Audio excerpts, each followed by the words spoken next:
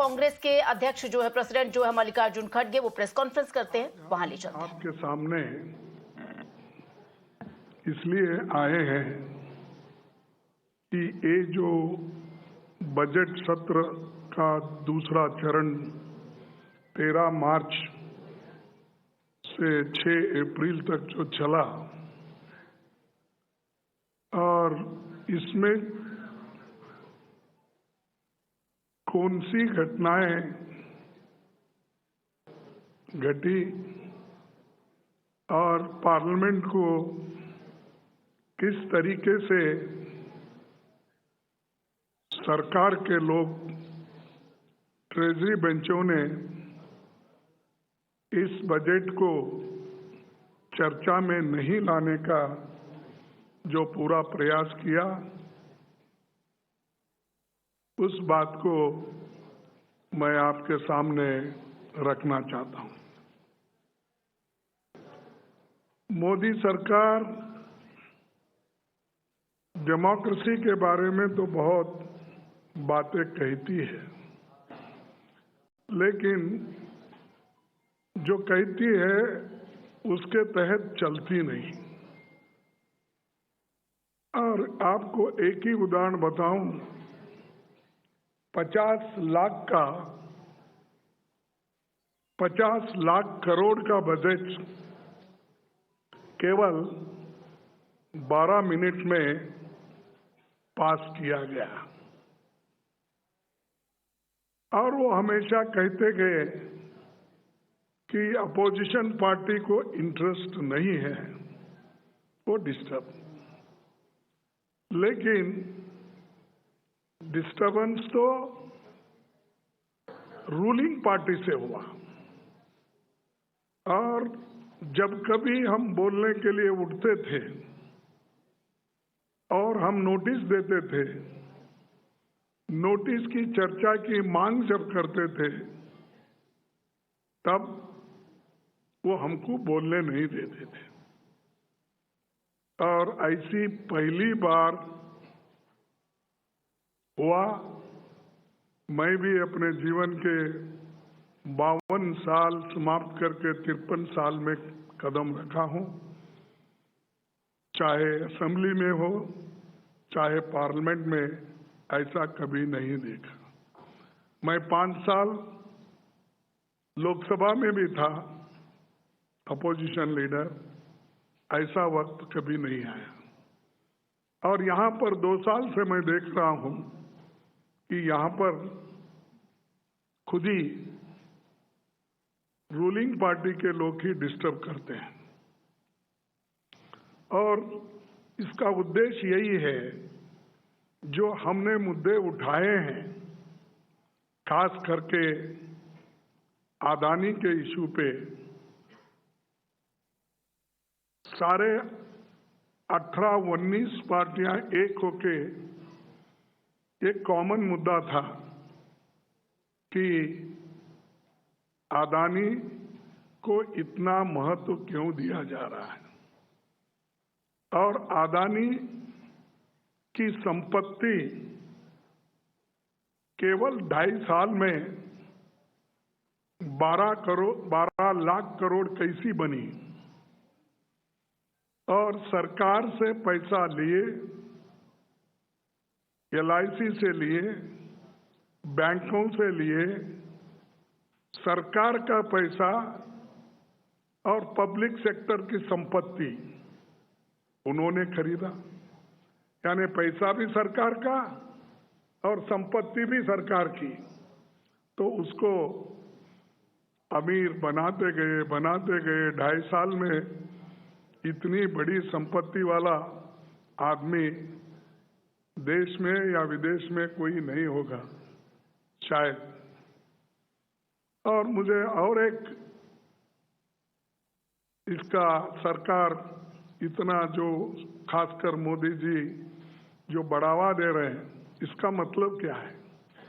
क्यों एक ही कैपिटलिस्ट को इतना सब संपत्ति सरकार की क्यों दे रहे हैं? एयरपोर्ट हो, पोर्ट हो, रोड हो, हवा में उड़ने वाले हवाई जहाज के अड्डे हो, तो ये सारी चीजें, जमीन भी नहीं छोड़ी, रेल भी नहीं छोड़ा, पोर्ट भी नहीं छोड़ा। ये जो है, इससे ये दर्शाता है कि किसी एक को ही अमीर बनाना और देश की सारी संपत्ति जो गरीब लोग LIC में पैसे डाले हैं, बैंक में डिपॉजिट किए हैं, वो पूरी संपत्ति उनको देकर सरकार के सारे संपत्ति को खरीद रहे हैं।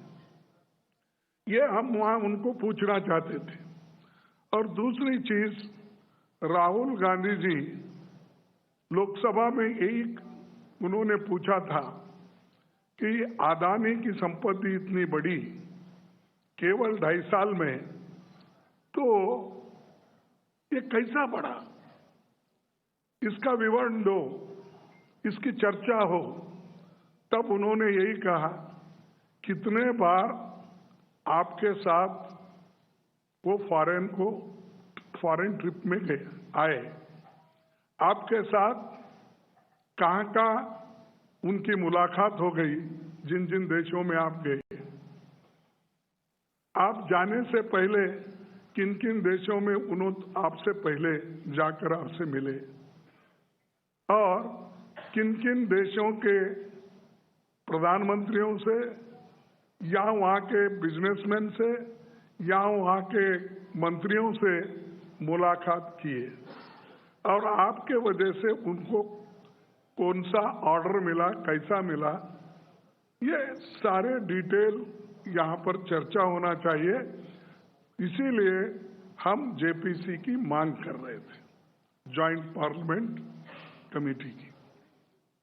इसमें कोई उनको नुकसान तो होने वाला नहीं था, क्योंकि उनको 2/3 मेजॉरिटी है हाउस में, लोकसभा में, राज्यसभा में भी उनकी मेजॉरिटी है।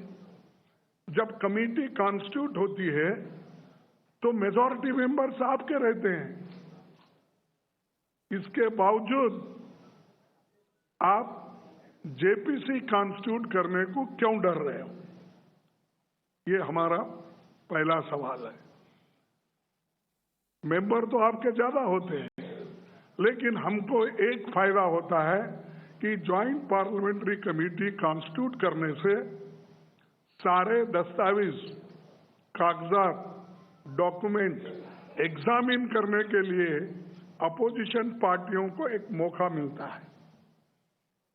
इसीलिए, और वो एक ट्रांसपेरेंसी उसमें रहती है, तो इसीलिए हमारी मांग थी। उसको उन्होंने नकारा और उसके बारे में वो कुछ भी कहने को तैयार नहीं है। इसीलिए ये मुद्दे जो राहुल जी ने उठाए थे, उसको उन्होंने अलग करके दूसरा ये इश्यू डाइवर्ट करने के लिए उन्होंने माफी मांगो, तुम UK में जाके ऐसा बोले, ये करे, वो करे, ये बोले। अरे यहाँ सवाल है पार्लियामेंट का, यहाँ सवाल है घोटाले का, यहाँ सवाल है जो जिसने देश की संपत्ति को लूटा गलत तरीके से, अपने शेयर्स को बढ़ावा दिया और छोटे छोटे शेल कंपनीज बना के करोड़ों रुपए उसमें लिए, इसका सवाल है।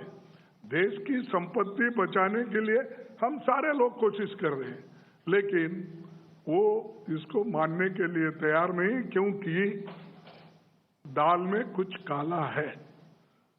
कुछ संबंध उनके ऐसे होंगे जिस वजह से वो JPC करने के लिए तैयार नहीं है। ये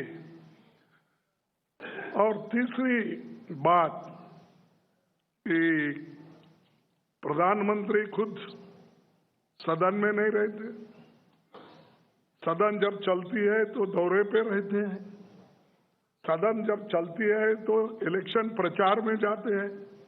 ऐसा कभी नहीं हुआ, कोई भी नहीं किया ऐसा।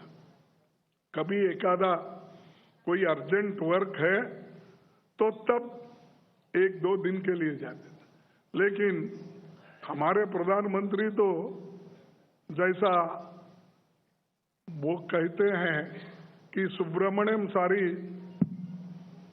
दुनिया का चक्कर लगाया और उसके बाद भी उसको जो मिलना था नहीं मिला, वो गणपति को मिला, ऐसा बोलते हैं। क्योंकि गणपति बैठे जगह बैठा और वो बोला तो सारी दुनिया यहाँ शंकर के पास, पार्वती के पास है, तो तुम तो दुनिया भर फिर क्या है, मैं तो यहीं बैठा हूँ। तो इनका उद्देश्य क्या है कि बाहर फिरते रहते हैं, लेकिन पार्लियामेंट में जो आंसर देना, लोगों को बताना और लोगों के लिए जो डेवलपमेंट काम करना, इंफ्रास्ट्रक्चर काम करना, इसके बारे में वो तवज्जो नहीं दे रहे। पुराने रेलगाड़ियों को नए इंजन लगा के हर जगह हरी झंडी फहराते हैं। अरे मैं तो एक ही साल में 27 ट्रेन छोड़े थे, वाराणसी को और वैष्णो देवी को, और उसके बाद हमारे राजस्थान में अजमेर को। हमने कभी हरी झंडी लगाकर प्रचार नहीं किए।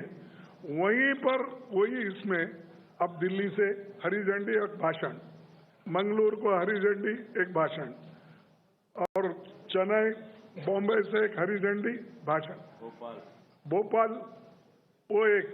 अरे एक रेल छोड़ने के लिए। तो कांग्रेस के अध्यक्ष मल्लिकार्जुन खड़गे को आप सुन रहे थे, किस तरीके से पुरानी गाड़ियों में इंजन लगाकर उसे हरी झंडी दिखाते हैं। तमाम ऐसे मुद्दों को लेकर सत्ता पक्ष को घेरते हुए नजर आए।